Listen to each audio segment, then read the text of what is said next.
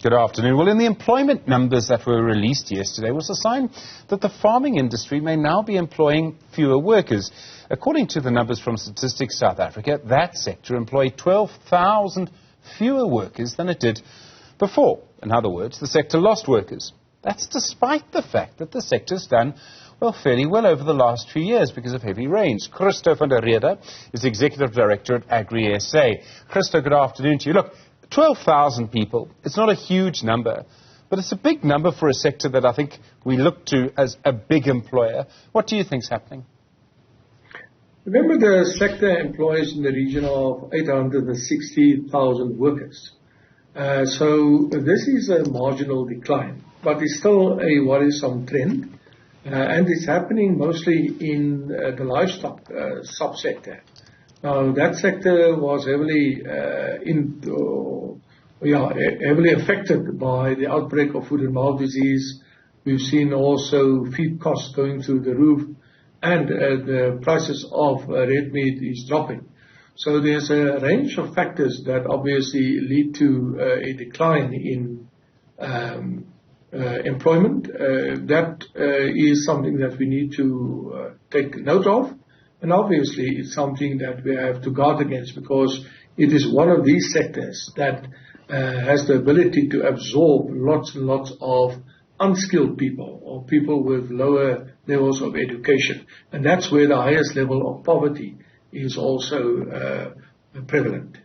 You talk about the meat sector. Now, I can understand, I'm not a farmer, I've never worked on a farm, but I can understand that if, for example, you farm lemons, you would need people to pick the lemons. You'd need a certain number to do that. If you don't employ those people, you would probably produce fewer lemons.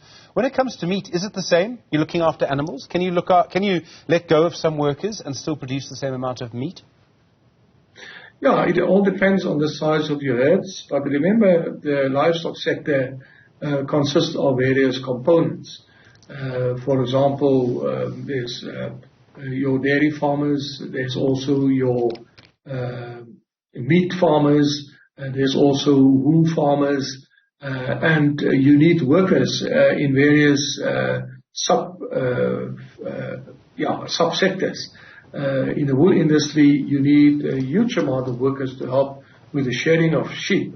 And then in your abattoirs, you also need a large number of workers to assist with the slaughtering of animals and so forth. So it's a mixed bag. And it's difficult to say which of the subsectors have actually contributed to this loss. But what we're aware of, as I've already mentioned, it's a range of factors that lead to lower intake of workers at the end of the day. There's several big factors that sort of determine how much you produce and how much your sector produces. And one of the biggest factors is not necessarily the number of workers, although that's obviously important. It's also to do with rainfall. We've had 2 years of pretty good rains, in some cases flooding, which is a problem. If you produce more, which I think you have been doing, you would know the numbers better than I. Does that mean that you would normally employ more workers, or not necessarily? Yeah, you see there's a range of things that are currently happening. Yes, on the one hand, we had very, very good rains, and the prediction for our summer crops looked very, very positive. Your white maize and yellow maize in total is estimated at approximately 15 million tons. And the same applies to soya and others. But for that, to harvest those grains, you need 1 or 2 workers that knows how to operate a big harvester, and then you need truck drivers to transport it to the silos and so forth. So those are not your labor-intensive industries. On the other hand, your fruit industry requires huge amount of workers, and so your vegetable sector as well. But what is concerning about your vegetable sector at this point in time is that due to the cost of labor, we've seen the national minimum wage announced in the region of 9.8%. It's almost 10%. Last year, it was another 20%.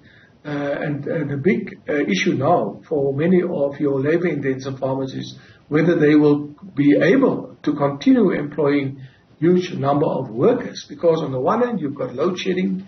You have to spend a lot of money now on diesel, on buying generators, and so forth. And yes, we welcome the incentives, the diesel rate incentive and the tax incentive for the installation of solar panels.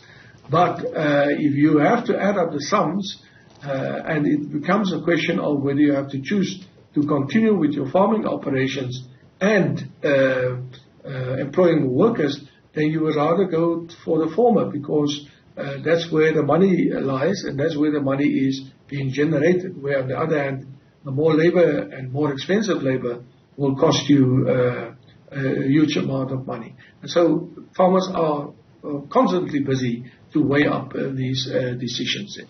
Well, I was going to come to that because, in fact, the national minimum wage goes up today, and in the past, 1st of March today, and in the past, if I remember correctly, Christo, farm workers, like domestic workers, weren't actually under the national minimum wage.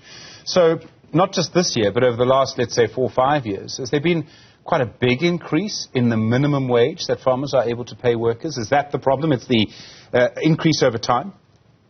Remember, for a farmer that employs 2 or 3 workers, that's not a problem.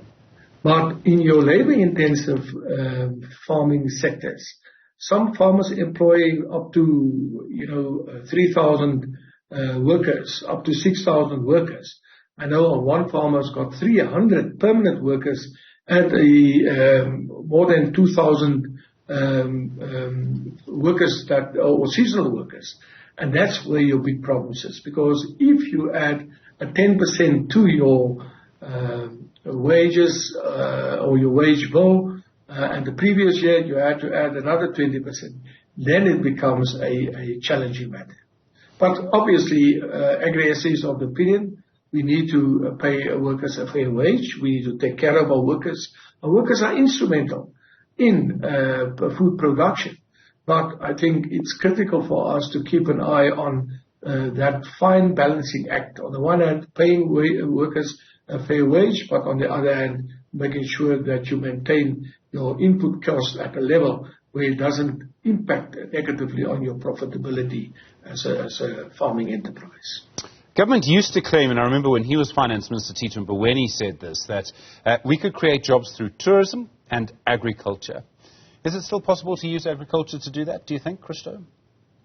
Indeed. But then there's a number of factors that must really assist the farming sector to, on the one hand, ensure food security, on the other hand, to earn foreign exchange, and then also to create jobs.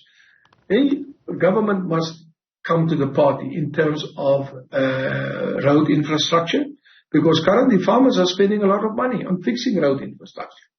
Secondly, rail infrastructure, making sure it's optimized. Thirdly, ensuring that our harbors are functioning optimally, because it costs a lot of money to use air freight as opposed to sea freight, for example, to export goods to international markets, and to ensure that your quality of your product is not compromised. And then the whole issue of load shedding, it has become a tremendous burden for farmers whenever they are confronted with load shedding levels higher than level 2. Then they have to fork out a lot of money to buy diesel just to keep your farming operations going.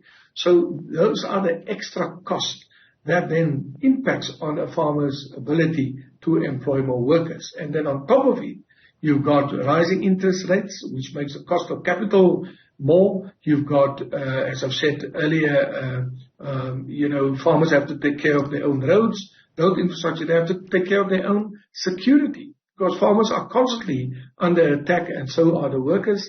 And it's a sad, indictment in terms of the fact that we cannot take care of our people as a democratic state. And those factors need to be addressed as well. Christo van der Rheede, thank you, Executive Director at AgriSA. Really do appreciate the time.